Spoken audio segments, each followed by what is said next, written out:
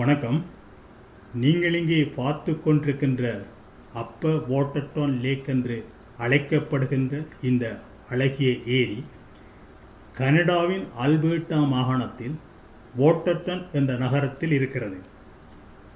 ஏரியின் ஒரு பக்கம், அதாவது இப்பொழுது நாங்கள் பார்த்து கொண்டிருக்கின்ற வாட்டர்டவுன் என்ற நகரம் கனடாவின் பக்கமாகவும், ஏரியின் தெற்கே உள்ள மொண்டானா என்ற நகரம் அமெரிக்காவின் பக்கமாகவும் இருக்கின்றன. இந்த அப்ப வாட்டர்டவுன் லேக்கின் நடுவே எல்லை கோடு இருக்கிறது. அதாவது இரண்டு நாடுகளுக்குமான பொதுவான எல்லை கோடு இங்கே இருக்கிறது. அல்பர்ட்டா பிரித்தானியர்களின் காலனித்துவமாக 18ஆம் நூற்றாண்டு காலப்பகுதியில் இந்த இடத்தில் பிரித்தானியர்களுக்கும் அமெரிக்கர்களுக்கும் யுத்தம் நடந்திருக்கிறது. 1818ஆம் ஆண்டு சமாதான உடன்படிக்கை ஏற்பட்டு தற்காலிகமாக எல்லை நிர்ணயிக்கப்பட்டிருக்கிறது. 1905ஆம் ஆண்டு அல்பர்ட்டா கனடாவின் ஒரு மாகாணமாக இணைந்தது. அதன் பின்னர் 1925ஆம் ஆண்டு கனடா அரசாங்கத்திற்கும் அமெரிக்க காங்கிரஸிற்கும் இடையே ஏற்பட்ட ஒப்பந்தத்தில் ஒரு நிரந்தரமான சர்வதேச எல்லை நிர்ணயிக்கப்பட்டிருக்கிறது. இந்த சமாதான உடன்படிக்கைக்கு முன்னின்று உழைத்தவர்களில் முன்னாள் கனடா பிரதமர் பியர்சன் ஒரு முக்கிய பங்காற்றியிருக்கிறார். இவர் 1956ஆம் ஆண்டு எகிப்து ஜனாதிபதி நாசரால் தேசியமயமாக்கப்பட்ட சுயஸ் கால்வாயில் ஏற்பட்ட போர் பதட்டத்தை முன்னின்று சமாதான உடன்படிக்கை செய்தவர்களில் பியர்சன் முக்கியமானவர் என்பது இங்கே குறிப்பிடத்தக்கதாக இருக்கிறது. இதற்காக பியர்சனுக்கு நோபல் பிரைஸும் கிடைத்திருக்கிறது. நீங்கள் இங்கே பார்த்து கொண்டிருப்பது அப்ப வாட்டர்டவுன் லேக்கில் உள்ள துறைமுகம். இங்கிருந்து படகுகள் மூலம் அமெரிக்கா வரை செல்லலாம். அது மட்டுமல்லாமல் ஏரிக்கரையால் நடந்தும் செல்லலாம். பாஸ்போர்ட்டும் விசாவும் வைத்திருக்க வேண்டும். கனடா பக்கமுள்ள வாட்டர்டவுன் நகரமும் அமெரிக்கா பக்கமுள்ள மொண்டானா நகரமும் மிகவும் இயற்கை வளத்துடன் கூடிய அழகிய நகரங்களாக காணப்படுகின்றன. இந்த இரு இடங்களிலும் பழங்குடியினத்தைச் சேர்ந்த மக்கள் தொடர்ச்சியாக 5000 ஆண்டுகளுக்கு மேலாக இங்கே வாழ்ந்ததற்கான ஆதாரங்கள், தடயங்கள் இருப்பதாக ஆராய்ச்சிகள் கூறுகின்றன. குறிப்பாக ஐரோப்பியர்களின் வருகைக்கு பின்னர் பழங்குடியின மக்கள் இந்த இடங்களை விட்டு இடம்பெயர்ந்தார்கள் அல்லது விரட்டி அடிக்கப்பட்டார்கள். வாட்டர்டவுன் பக்கம், அதாவது கனடாவின் பக்கம், இயற்கை அழகுடன் கூடிய பல ஏரிகள், பல வகைப்பட்ட தாவரங்களுடன் கூடிய காடுகள், பல விலங்குகள், தொடர்ச்சியான மலை சிகரங்கள், அதேபோல் அமெரிக்கா பக்கமும் கிளேசியர் என்று கூறப்படும் பிரசித்தி பெற்ற பனிமலைகள், தொடர்ச்சியான ராக்கி மவுண்டன்ஸ், இப்படி பல ஆச்சரியமான இடங்கள் இருக்கின்றன. இவையெல்லாம் 1000 வருடங்களுக்கு முன்னால் பழங்குடி மக்கள் ஒன்றாக வாழ்ந்த இடமாக இருந்திருக்கின்றன. இவை எல்லாவற்றையும் மனதில் கொண்டு வாட்டர்டவுனையும் மொண்டானையும் இணைத்து உலகத்தின் முதலாவது சர்வதேச சமாதான பூங்காவாக 1932ஆம் ஆண்டு இரு நாடுகளின் புரிதலுடன் நல்லெண்ண அடிப்படையில் திறந்து வைக்கப்பட்டது. நாங்கள் இப்பொழுது கெமரோன் நீர்வீழ்ச்சியை பார்த்து கொண்டிருக்கின்றோம்.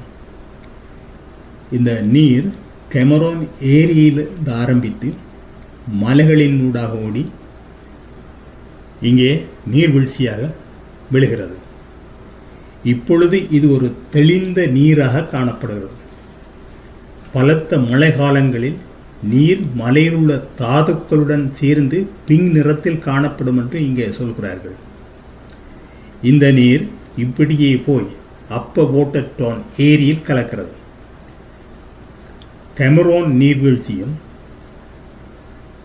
அதாவது இந்த கெமரோன் நீர்வீழ்ச்சி போட்டர்டன் பார்க்கில் காணப்படுகிற முக்கிய இடமாக காணப்படுகிறது. போட்டர்டன் நேஷனல் பார்க்கும் மொண்டேனாவில் உள்ள கிளேசியர் நேஷனல் பார்க்கும் ஒன்றாக இணைந்து செயல்படுகிறார்கள். இவை இங்கு வாழுகின்ற மக்களின் நட்பு, சுற்றுச்சூழல் பாதுகாப்பு, சமாதான நிலையான அரசியல் எல்லாவற்றுக்கும் உதவியாக இருக்கும் என்று நம்பப்படுகிறது. நாங்கள் இப்பொழுது இங்கே இருக்கின்ற நகரத்தின் மத்திய பகுதியில் இருக்கின்றோம். இங்கே சனத்தொகை மிகவும் குறைவாக இருப்பதால் மிகவும் அமைதியாக இருக்கிறது. தபால் நிலையம், வங்கி, உணவகம் போன்ற முக்கியமான இடங்கள் இங்கே காணப்படுகின்றன. கோடை காலங்களில் சுற்றுலா பயணிகள் அதிக அளவில் வருகிறார்கள் என்பதை அறிய முடிகிறது. சுற்றுலா பயணிகளுக்காக இங்கே காணப்படுபவைகளை எல்லாம் அழகாக காட்சிப்படுத்தி இருக்கிறார்கள். இங்கே காணப்படும் கட்டிடங்கள் எல்லாம் கூடுதலாக மரத்தையே பாவித்திருக்கிறார்கள். ரெட் ராக் எனப்படும் சிவப்பு நிற பாறையை இங்கே கொண்டு வந்து காட்சி புலகவும் வைத்திருக்கிறார்கள். அந்த சிவப்பு பாறையின் இடையே வெள்ளைப்பாறையும் நாங்கள் காண முடிகிறது. மான்கள், ஆடுகள், கரடிகள், பறவைகள் போன்றவற்றின் உருவங்களையெல்லாம் இங்கே செய்து வைத்திருக்கிறார்கள். அவற்றையும் நாங்கள் இங்கே பார்க்கக்கூடிய இருக்கின்றது. எங்களைப் போல் பல சுற்றுலா பயணிகளும் இங்கே வந்து இவற்றை பார்த்து கொண்டிருப்பதையும் நாங்கள் காண்கிறோம். இங்கே நாங்கள் பார்த்து கொண்டிருப்பது வித்தியாசமான பாறைகள். அதாவது இங்கே மலைகளில் காணப்படுகின்ற பல வகைப்பட்ட பாறைகளை நாங்கள் இங்கே பார்த்து கொண்டிருக்கின்றோம். இப்பொழுது நாங்கள் இங்கே இருக்கின்ற பிரின்ஸ் ஆஃப் வேல்ஸ் என்ற ஹோட்டலை நோக்கி போய்கொண்டிருக்கின்றோம். நீங்கள் இங்கே பார்த்து கொண்டிருக்கின்ற பிரின்ஸ் ஆஃப் வேல்ஸ் என்ற இந்த அழகிய ஹோட்டல் 1927ஆம் ஆண்டு இங்கே கட்டப்பட்டிருக்கிறது.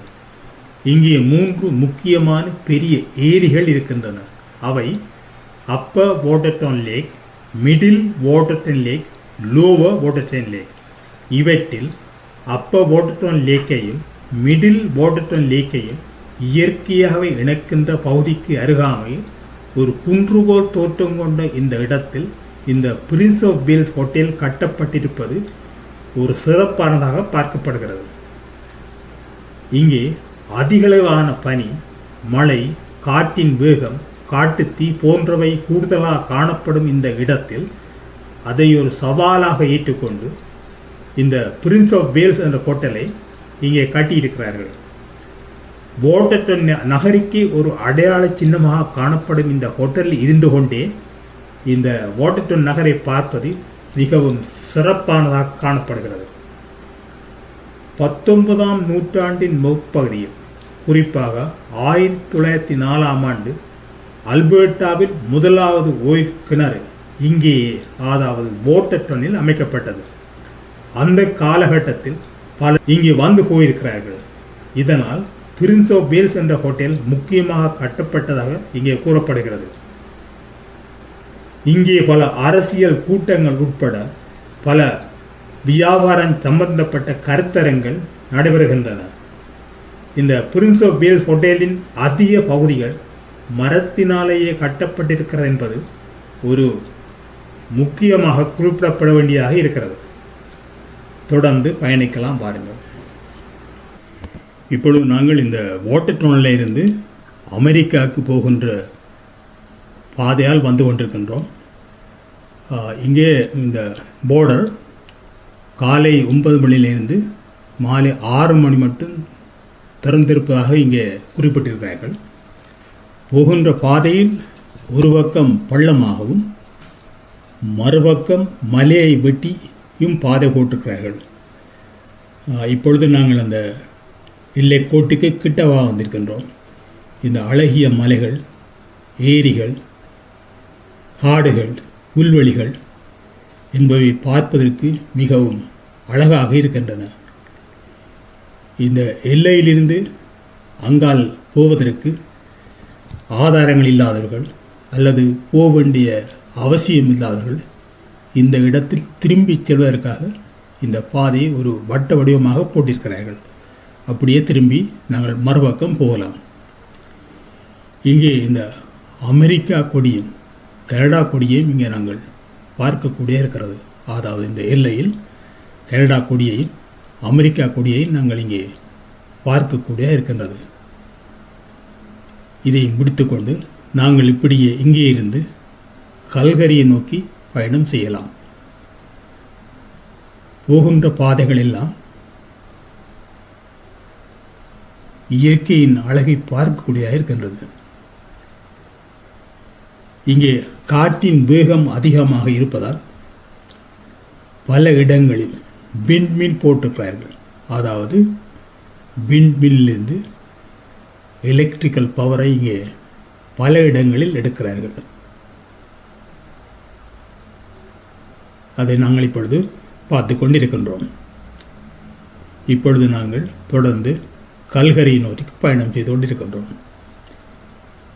இப்பொழுது கல்கரியை நாங்கள் அண்மித்து கொண்டிருக்கின்றோம். இத்துடன் இந்த காணொளி நிறைவுக்கு வருகிறது. நன்றி, வணக்கம்.